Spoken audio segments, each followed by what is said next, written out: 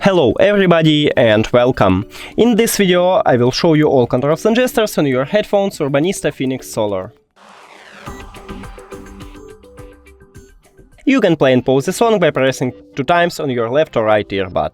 1, 2, and I play this, pause the song, 1, 2, and I play the song.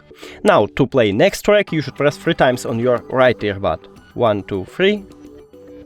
And we play next song. Now to play previous song 3 times on your left one. 1, 2, 3. And we have it.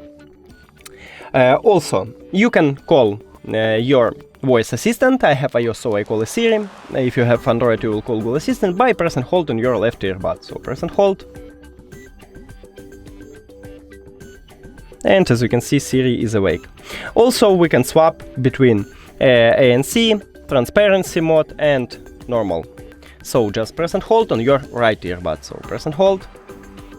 And now I swap to transparency again. And I swap to default. And next to ANC. Also, if someone called to you, you can answer the call by pressing 2 times on your left or right earbud.